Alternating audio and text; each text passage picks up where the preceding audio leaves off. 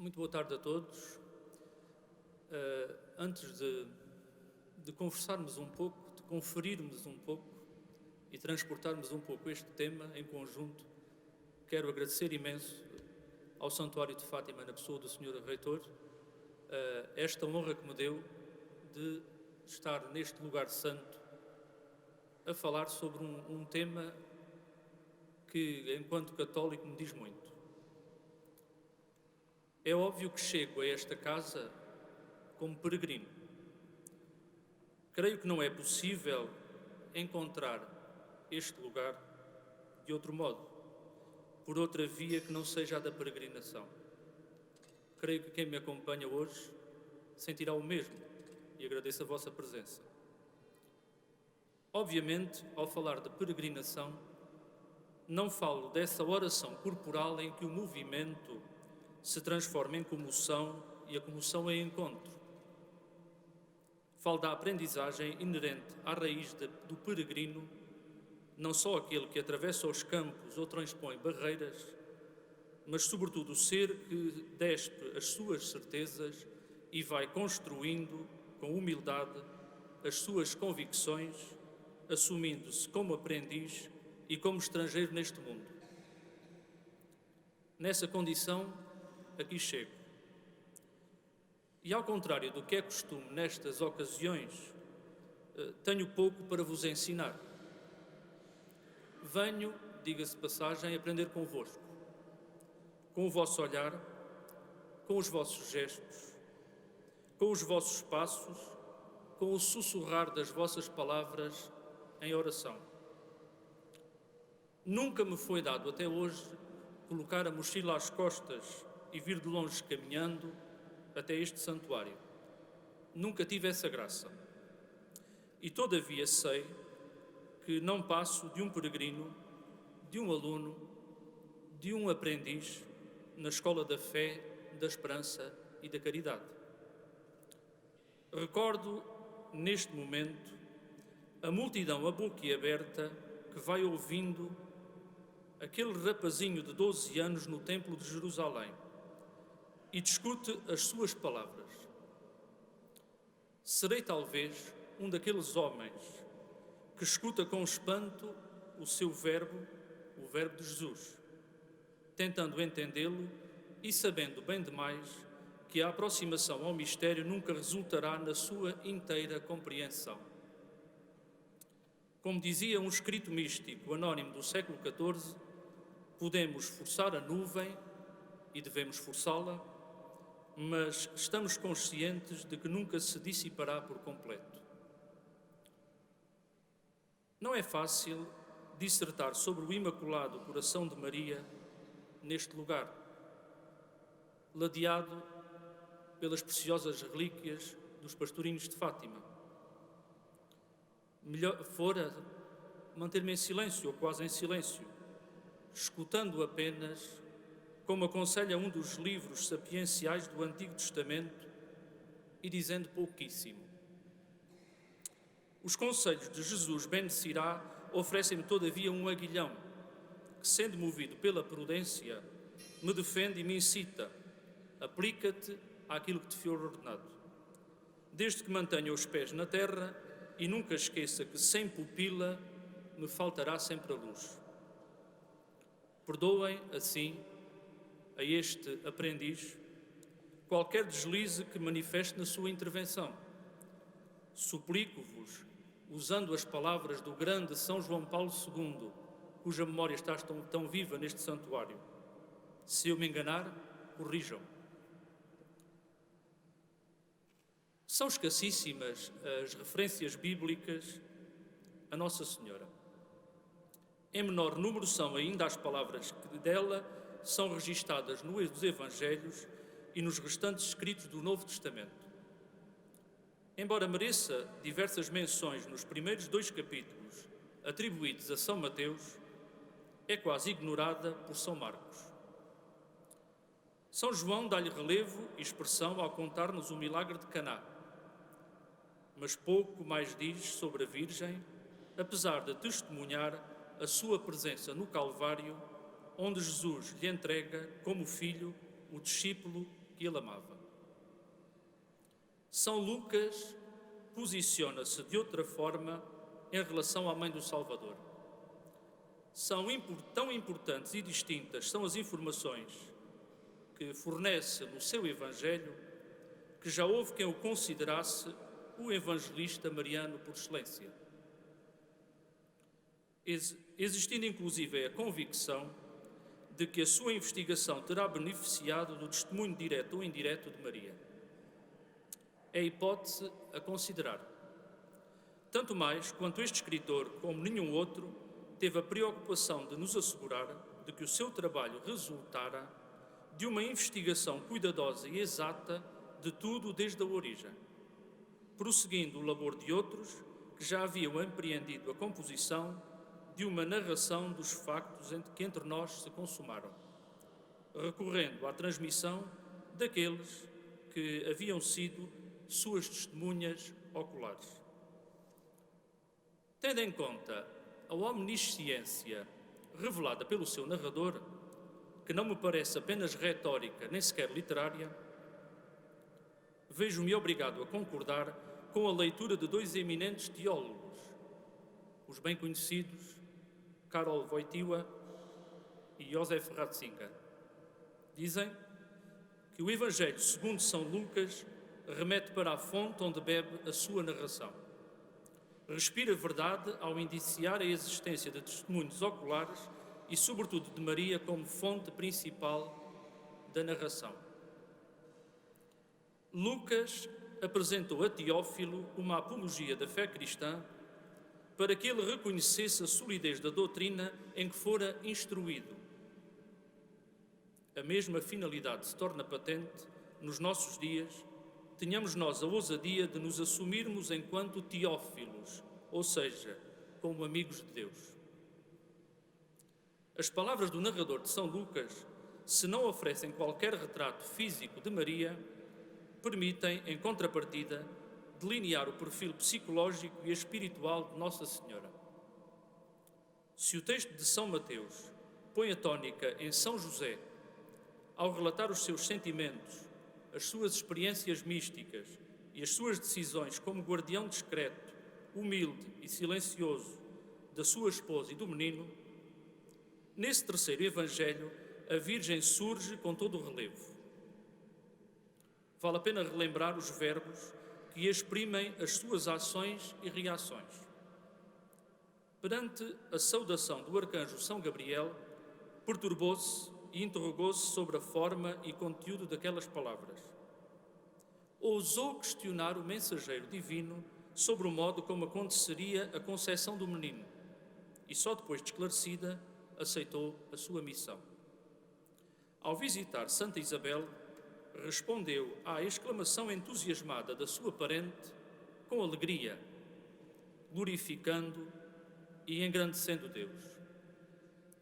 Depois do nascimento de Jesus, reagiu à glorificação e ao louvor dos pastores, bem como à admiração das pessoas perante o relato dessas testemunhas, guardando as palavras e os acontecimentos e refletindo sobre eles no seu coração. No templo, perante o chamado cântico de Simeão e suas profecias, admirou-se com São José, com o que era dito acerca do menino. Também com o marido, 12 anos depois, se assombrou e espantou quando encontrou Jesus, ouvindo e questionando os doutores da lei, deixando-os estupefactos com a sua inteligência e as suas respostas. Interrogou o filho. E quando este lhe respondeu que não poderia estar noutro lugar que não fosse a casa de seu pai, nem ela, nem São José compreenderam a réplica ouvida. Guardou, todavia, todas estas coisas no seu coração.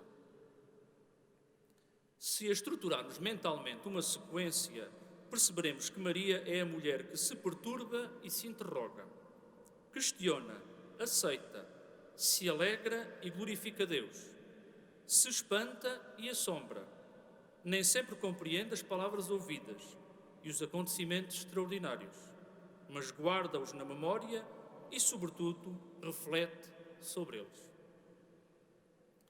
A repetição de frases em São Lucas, parece ter como objetivo sublinhar o que é mais importante e decisivo. Nossa Senhora é assim, nas palavras deste autor sagrado, aquela que conserva os acontecimentos observados e as frases escutadas na sua memória, ponderando-as depois no seu coração. Perante o milagre das palavras e dos sucessos inesperados, são três as ações que Maria põe em prática: atenção, salvaguarda e discernimento. Penso por isso que essa maneira de agir de Nossa Senhora só tem plena razão de ser se tivermos em conta que se trata de uma consequência da sua surpresa perante a teofania, ou seja, a manifestação de Deus junto da humanidade, que ela representa como seu máximo expoente. Melhor dizendo, só compreenderemos um pouco do que é relatado no Evangelho se tivermos em mente que o comportamento da Mãe de Jesus a mostra como charneira entre o divino e o humano, como duplo espelho refletido em simultâneo a divindade humanada em Cristo e o povo que vai ser salvo por ele. Esse lugar ímpar, quase paradoxal, ocupado pela Virgem Santíssima, parece justificar a outra frase repetida em São Lucas. Dessa vez, é mesmo Cristo quem a diz. Quando a sua mãe e os seus familiares o pretendem contactar, responde de forma humanamente desconcertante. Minha mãe e meus irmãos são aqueles que ouvem a palavra de Deus e a põem em prática. Palavras muito semelhantes profere quando uma mulher elogia as entranhas que o trouxeram e os seios que o amamentaram. Felizes antes os que escutam a palavra de Deus e a põem em prática. Já no momento em que Jesus se transfigurara no Monte Tabor, a tónica fora colocada na escuta. A ordem, ouvida por Pedro, Tiago e João, fora explícita: este é o meu filho predileto, escutai-o. Essa escuta exige uma incessante vigilância, atenta a todos os sinais. Aliada à oração, só ela permite a fuga à tentação que levará à queda. Esse ensinamento se colhe nas palavras dirigidas pelo Salvador aos discípulos antes e depois da sua agonia no horto. Orai, para que não entreis em tentação. Porque dormis? Levantai-vos e orai, para que não entreis em tentação. Essa vigilância ou atenção é sobretudo uma escuta ativa, pois, como vimos, nunca poderá dispensar a prática plena das virtudes. Por isso mesmo, Jesus, que não viera revogar, mas levar ao cumprimento pleno a lei judaica, se mostrou satisfeito e concordante quando um doutor dessa mesma legislação divina lhe afirmou que, para possuir a vida eterna, deveria cumprir tudo aquilo que está resumido na principal oração judaica. Amarás ao Senhor teu Deus com todo o teu coração, com toda a tua alma, com todas as tuas forças e com todo o teu entendimento, e ao próximo como a ti mesmo. Razão tinha São Pedro de Alcântara, quando afirmou que a devoção não é aquela ternura de coração ou consolação que sentem algumas vezes aqueles que rezam, mas a prontidão e o alento que levam às boas obras. Prestemos, no entanto, atenção a esse local interior em que Santa Maria guardava tudo quanto observava, escutava e vivia. A esse lugar íntimo em que ponderava os acontecimentos extraordinários de que era protagonista ou testemunha. Centremos nesse espaço privilegiado de interrogação, pensamento e discernimento. Que coração era afinal aquele? A serva de Deus, Maria de Lúcia de Jesus, manifestando todo o seu bom senso e inteligência e referindo-se ao que lhe fora dado ver na cova da Iria, avisou-nos: não devemos pensar que se trata do coração de carne. Todos sabemos que o coração é o símbolo do amor e da dor, receptáculo da misericórdia e do perdão. Não pretendo aqui historiar, obviamente, a devoção ao Puríssimo ou Imaculado Coração de Maria. É, todavia, meu dever dar destaque ao pensamento e às intuições dos dois antecessores da vidente de Fátima no apostolado cordimariano, São João Eudes e Santo António Maria Claret, não por acaso com muita honrosa presença em nichos destacados desta Basílica de Nossa Senhora do Rosário. O coração era considerado, até ao advento da ciência moderna, a sede da memória, da inteligência e do raciocínio. Aristóteles, por exemplo, via nele o lugar do pensamento. Era para os antigos o órgão central do indivíduo, soma de discernimento e de intuição, ou seja, o motor das funções intelectuais e, ao mesmo tempo, um eixo orgânico, vital, do ser humano, assegurando a circulação sanguínea. Se no Ocidente foi transformado sobretudo em emblema da afetividade e dos sentimentos, uma perspectiva cristã, radicada na cultura do Próximo Oriente, viu-o como um templo ou altar de Deus, ao ser um núcleo irredutível do homem interior, onde se alia a vida dos afetos à inteligência e à sabedoria, que aí tem a sua habitação. É assim uma fonte de onde saem a lembrança e a imaginação, mas também a vigilância, sendo por tudo isso um lugar fundamental da vida espiritual. Aí se afirma a responsabilidade individual, se esboçam projetos, se pensa e se decide, estando por isso mais ligado ao espírito do que à alma, sem deixar de entrelaçar o amor profano com o amor divino. Na cultura religiosa judaico-cristã, por exemplo, o Santo dos Santos era considerado o coração do Templo de Jerusalém. Na mística judaica, era o lugar onde se manifestava a emanação da beleza de Deus. Nos lugares de culto cristão, a igreja-edifício representa o corpo de Jesus Cristo, sendo o altar o seu coração. Em alguns textos, sobretudo medievais, o coração do Senhor assume a função de santo grau, aí se guardando o seu sangue, que os batimentos cardíacos fazem bombear para todos os recantos do seu corpo místico, a Igreja. Essa rede de significados parece estar subjacente à semântica do lugar onde Maria guardava e ponderava os acontecimentos mais importantes. No entanto, se as suas características fossem apenas essas, e só essas, não justificariam a eminência concedida à Nossa Senhora e ao seu coração pela Igreja. Os adjetivos puríssimo ou imaculado parecem-me assim necessários, de modo a introduzir uma nota de distinção e de elevação, atribuindo ao órgão vital do corpo humano toda a singularidade que em Maria o tornou merecedor de veneração na mais digna representante da humanidade.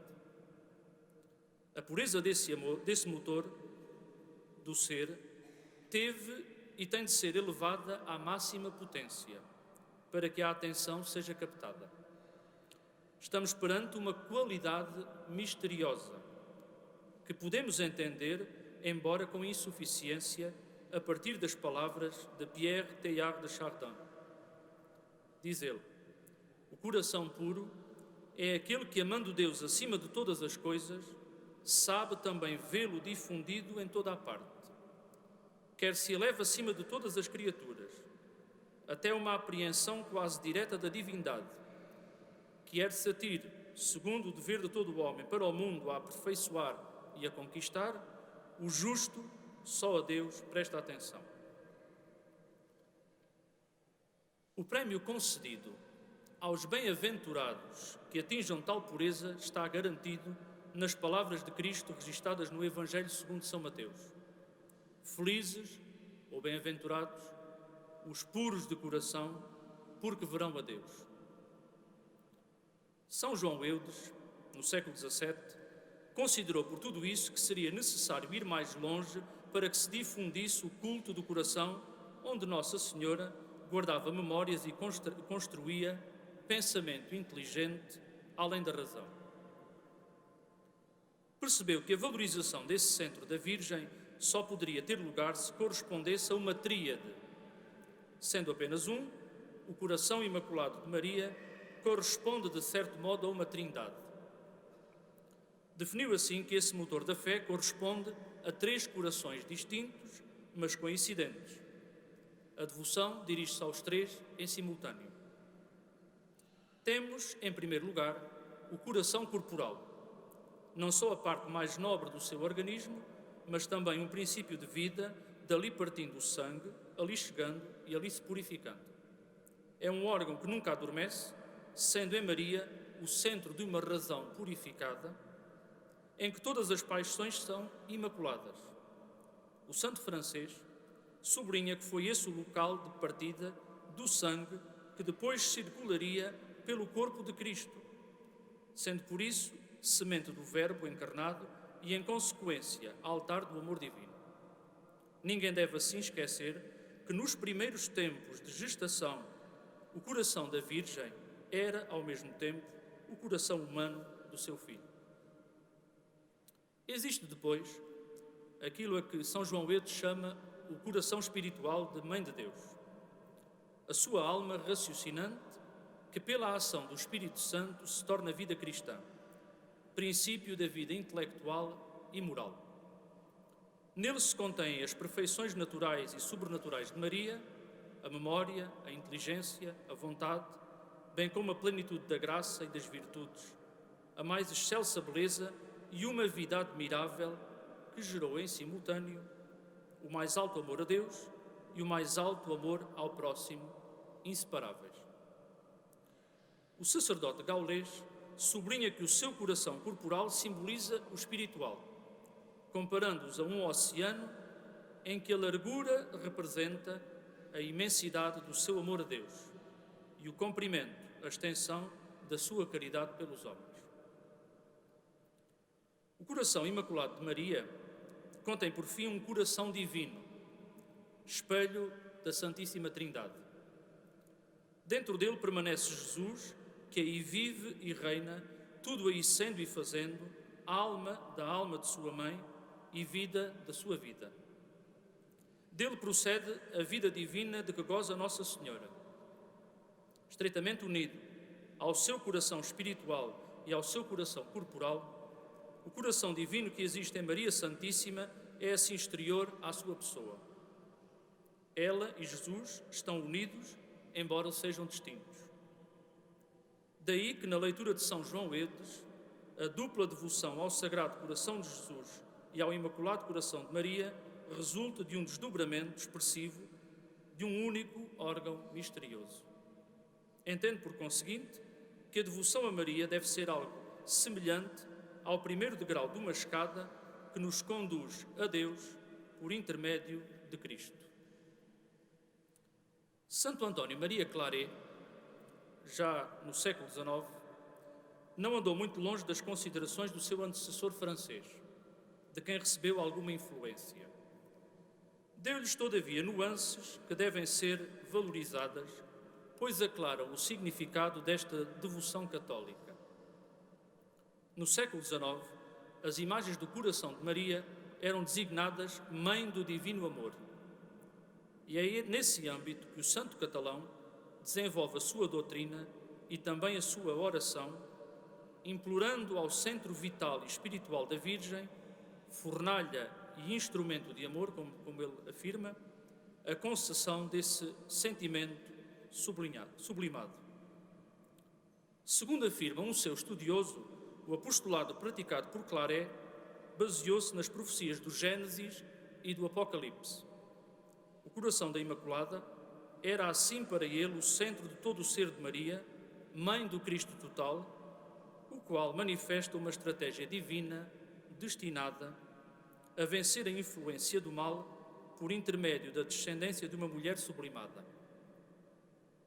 Tal entendimento parece ter-se acentuado a partir de uma experiência mística havida pelo santo catalão em 1859, na qual lhe foi dado ouvir da boca de Jesus Cristo os castigos que atingiriam a humanidade caso não enveredasse por outro caminho mais espiritualizado. eram esses os castigos anunciados. As consequências do protestantismo e do comunismo, as guerras e as suas sequelas, o amor aos prazeres sensuais e ao dinheiro, a ditadura da razão e a independência da vontade. Isto em 1859. Chegados a este final do ano 2016, embora na posse de todo este património doutrinal e místico, toma relevo aos nossos ouvidos, pelo menos aos meus, a interrogação registada e repetida por José Tolentino Mendonça num dos seus poemas. A que distância da língua comum deixaste o teu coração? A que distância deixaste o coração? Temos de admitir, com a filósofa espanhola Maria Zambrano, que a apropriação e sobrevalorização quase dogmática dessa metáfora pelo romantismo oitocentista teve como consequência, na hora da ultrapassagem desse movimento estético, a sua condenação ao desterro e a sua expulsão da área visível da vida culta, sendo remetida pelas elites para o campo onde habitam as criaturas iletradas. No âmbito religioso, embora saibamos que a entrada no reino dos céus está destinada aos humildes, a sensibilidade atual vem tornando patentes as deficiências da expressão cultual e das representações gráficas desse coração, como refere um dos melhores teólogos da mensagem de Fátima. Torna-se assim necessário renovar essa imagem, valorizar de outra maneira o coração corporal de Maria, mas não só. Não podemos esquecer nessa valorização o seu coração espiritual e, sobretudo, o seu coração divino, que é Cristo, para usar as palavras de São João Eudes. Seguindo um autor espanhol, propõe Eloy Bueno de la Fuente: a devoção requer uma adaptação que deve polir o preciosismo francês, que se centrava no coração como órgão físico, obscurecendo o sentido genuíno dessa devoção.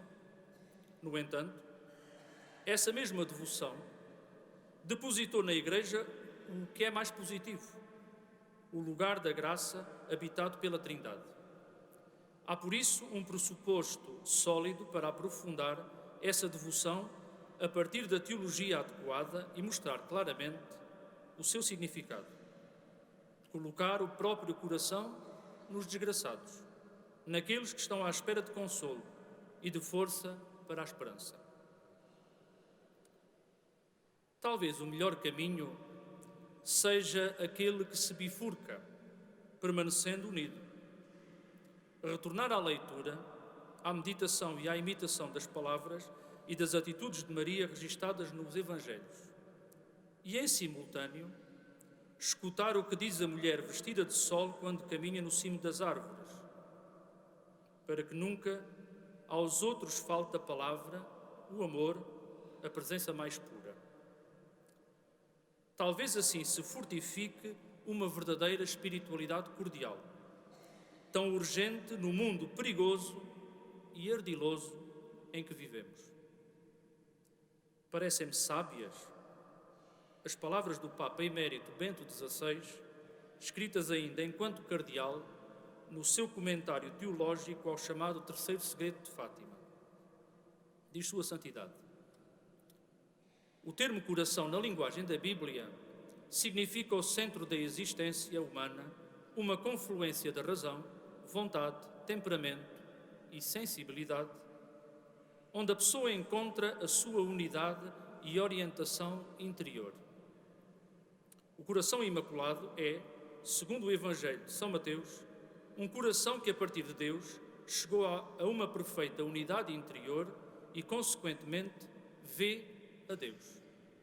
Portanto, devoção ao Imaculado Coração de Maria é aproximar-se desta atitude do coração na qual o fiat, seja feita a vossa vontade, se torna o centro conformador de toda a existência.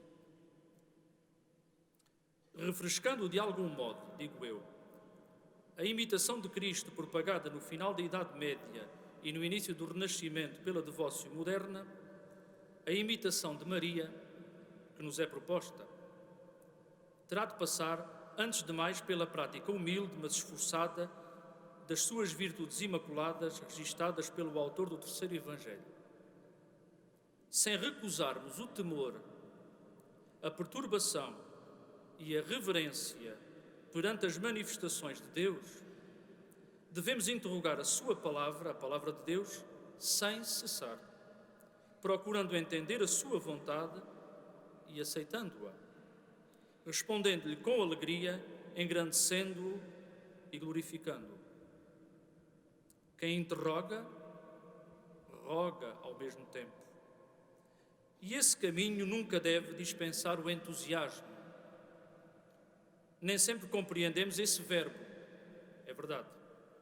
Muitas vezes paramos, estupefactos, perante o que vemos e ouvimos neste mundo, perante os sinais inquietantes do tempo. Mas mesmo nesses momentos de tristeza, angústia ou assombro, devemos guardar todas as experiências na nossa memória, conversando com elas no íntimo, como fazia Nossa Senhora. Nada disso será possível, contudo, sem escuta e sem salvaguarda, e sem pensamento inteligente. Foi esse o exemplo da Imaculada que, nas bodas de Caná, nos indicou o melhor percurso. Fazei tudo o que Ele vos disser. Indo por aí, nunca esqueceremos a bem-aventurança destinada àqueles que escutam a palavra de Deus e a põem em prática. Isso bastaria para chegarmos ao mais alto lugar. Devemos, no entanto, escutar Nossa Senhora, a mulher vestida de sol, quando ela caminha no cimo das árvores. As suas frases confirmam, esclarecem e atualizam a mensagem do Evangelho. É importante não menosprezar as profecias, examinando tudo e guardando o que é bom, como nos avisou São Paulo no primeiro dos escritos cristãos.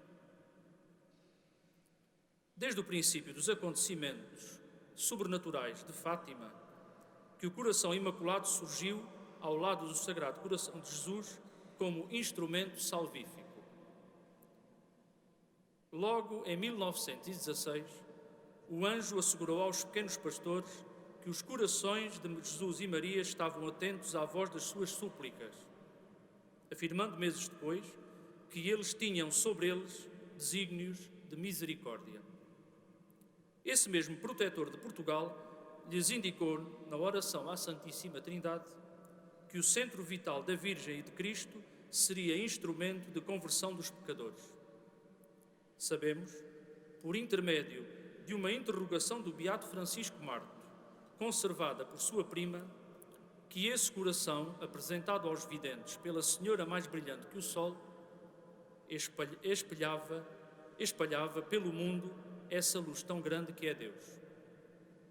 Temos ainda as promessas que Maria Santíssima foi fazendo à irmã Lúcia e, através dela, à humanidade. O meu coração imaculado será o teu refúgio e o caminho que te conduzirá até Deus. Por fim, o meu imaculado coração triunfará. Segundo afirmou a vidente, Nossa Senhora declarou que o desejo de espalhar essa devoção partira de Jesus.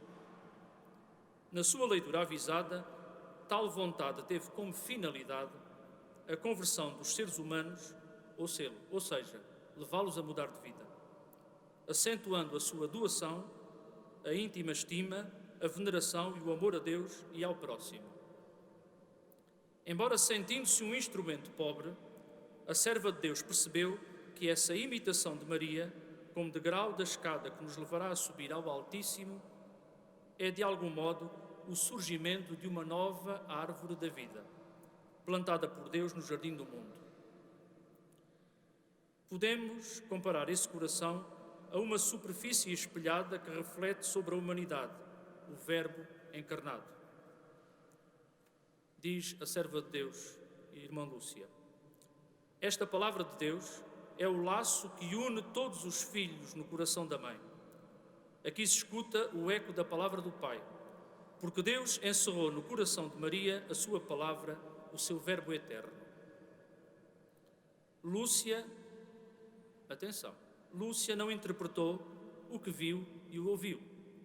Tentou de ser uma explicação pessoal, sublinhando que nada sabia, apenas pensava, podendo enganar-se na sua pobreza e ignorância. O pensamento inteligente é, todavia, uma das mais altas capacidades do ser humano imperfeito, já que a sabedoria só nos chega por intermédio da graça. Imitando assim algumas virtudes marianas, atenção, salvaguarda e discernimento, a serva de Deus percebeu que essa união cordial de Maria com o seu filho poderia levar à admissão de Nossa Senhora como corredentora do género humano, sem todavia pôr em causa a sua submissão a Jesus Cristo, nem ofuscar ou diminuir de modo algum o seu papel mediador entre Deus, Pai e a humanidade. Se bem entendida, a mensagem de Fátima sublinha à exaustão que todo o influxo salvador da Virgem Santíssima sobre os homens se deve ao beneplácito divino e não a qualquer necessidade. Deriva da abundância dos méritos de Cristo, funda-se na sua mediação e dela depende inteiramente, aurindo aí toda a sua eficácia. De modo nenhum impede a união imediata dos fiéis com Cristo, antes a favorece. Palavras dos Padres do Concílio Vaticano II. Como refere a Lumen Gentium, a Igreja, de que todos somos membros, santifica-se imitando Maria, que lhe propõe a todo momento uma fé íntegra, uma sólida esperança e uma verdadeira caridade. Creio que em todas essas virtudes está presente o coração, se o entendermos no seu verdadeiro significado. Aqui, na Cova da Iria, a Virgem disse, segundo as palavras dos pastorinhos, nos primeiros inquéritos, que se emendasse a gente, que não ofendesse a Nosso Senhor, que estava muito ofendido, que rezasse o terço e pedisse a Nosso Senhor o perdão dos nossos pecados. Se nos dispusermos a cumprir essa proposta que desafia a nossa liberdade, teremos de recorrer às mais profundas potências da alma, memória, entendimento e vontade. A recordação é determinante nesse movimento, pois sem ela não existe arrependimento, nem oração, nem mudança de vida. Não existe fé sem lembrança. Ao recordarmos as nossas fraquezas e os pontos salientes do percurso redentor de Cristo na sua vida terrena, confiamos na sua misericórdia. Ninguém consegue confessar os seus pecados ou formular com sinceridade um verdadeiro propósito de emenda sem antes examinar a sua consciência, rememorando as suas faltas. Ao recitarmos os mistérios do terço do Rosário, meditamos e oramos recordando. Não podemos ainda esquecer que a presença real de Cristo na hóstia consagrada é um memorial da sua paixão. Afinal, recordação, coração e misericórdia são palavras da mesma família, nascidas da mesma raiz. Como vemos, a memória está na raiz da mensagem de Fátima e, sobretudo, nos instrumentos de conversão e de reparação aí propostos, que apelam à prática consequente da liberdade concedida por Deus ao ser humano. Essa entrada do passado no presente como foco luminoso modifica o ser humano e prepara um futuro diferente e sublimado. Torna possível a esperança, que podemos associar à graça e à misericórdia indissociáveis do coração de Maria, se bem entendemos as imagens oferecidas à irmã Lúcia em Tui, 12 anos, precisamente 12 anos, depois da primeira revelação do Imaculado.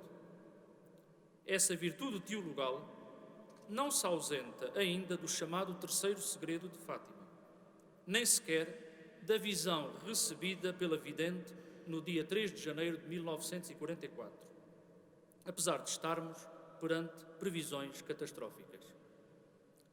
Basta que a humanidade e a Igreja, que todos somos, saiba chegar à última e mais importante das virtudes, o amor ou caridade.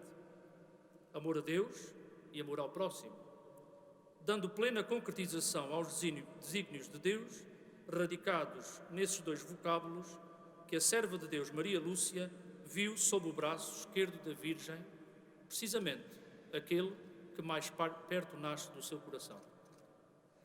É Jesus quem nos avisa: permanecei do meu amor. Se guardardes os meus mandamentos, permanecereis no meu amor. Sabemos que esse elo jamais passará, pois é maior do que a fé e a esperança, garantindo-nos o conhecimento de Deus. Desde que o amor se expresse de igual modo em relação aos nossos irmãos. Mesmo que o ódio e a ambição provoquem a guerra destruidora, e são palavras da irmã Lúcia, e seja necessária a purificação do mundo pelo pecado em que se mergulha, não devemos estranhar que no fim da profecia e perante os dramas da história, tenhamos, no tempo, uma só fé, um só batismo, uma só Igreja Santa, Católica, Apostólica. E na eternidade, o céu. Pergunto eu, como peregrino, não será esse o triunfo final do Imaculado Coração? O arrependimento, o sacrifício e a oração são instrumentos que, associados à adoração eucarística proposta pelo anjo, levam a esse amor sublimado.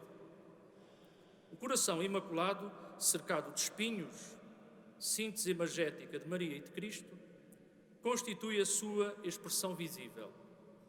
Creio que podemos considerá-lo como uma metonímia ou súmula de um processo de mudança de vida, proposto à humanidade como via de salvação. A metonímia, e não a metáfora ou o símbolo, surge como parte, espelhando o todo.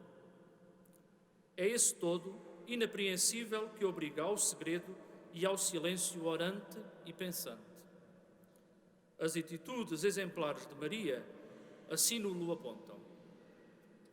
O segredo, porque sagrado, conduz ao silêncio autoimposto.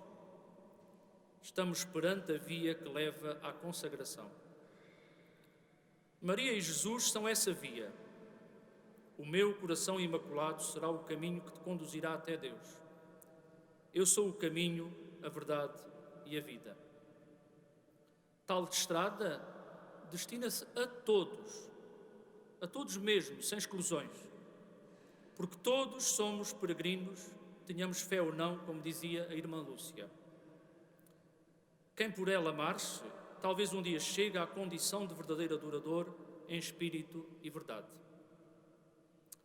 É certo que em 2016 se a escolheu para nossa desgraça como palavra do ano a pós-verdade, que se me afigura como sinónimo de mentira, cujo pai é, como todos sabemos, o diabo. Estamos perante esse inquietante sinal do nosso tempo, somado a tantos outros que vão surgindo um pouco por todo o lado, por vezes com violência extrema. Decisivo se torna afirmar-nos a fé e a esperança que nos vão conduzindo ao amor. Parece-me que o coração imaculado, devolvido à língua comum como propôs o padre Tolentino Mendonça, é uma boa metonímia do motor que nos purifica, nos move e nos leva ao cume aonde queremos e devemos chegar. Esse coração está presente em tudo quanto é mais importante, na memória, que é recordação ou saber de cor pelo coração, na concórdia, que é paz sincera e interior, a qual todos desejamos, e sobretudo na misericórdia, um dos mais eloquentes nomes de Deus, como lembrou Sua Santidade o Papa Francisco ao longo do jubileu extraordinário recentemente concluído. Estejamos, pois, convictos e manifestemos essa convicção. O coração de Maria, contendo o coração divino que é Jesus Cristo, será mesmo o nosso refúgio e caminho. Com ele venceremos a amnésia, a autossuficiência, a desorientação, a indiferença, o medo e também a morte. Se Cristo é a cabeça do corpo que é a Igreja, segundo afirma São Paulo, creio não errar muito dizendo, ou não errar mesmo de todo, dizendo que o coração desta Igreja está em Maria, a Virgem Imaculada. Termino a minha intervenção rezando, mas rezando de uma maneira ligeiramente diferente. Vim do sopé da Serra da Arrábida, onde viveu Frei Agostinho da Cruz, e rezando a Ave Maria, uso não as palavras convencionais, mas um poema seu que é também a Ave Maria. Deus vos salve, Sagrada Virgem Pia, de graça toda cheia, o grão Senhor, do céu, do mar e terra Criador, convosco é em vossa companhia.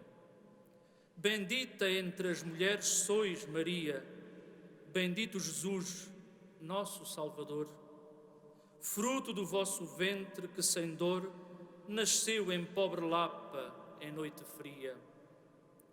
Ó Virgem Mãe de Deus, intercessora dos míseros mortais e advogada, de quem a culpa cega a triste sorte, ouvi minha oração, Pia Senhora, rogai por mim a Deus de mim lembrada e por todos em nossa vida e morte. Muito obrigado.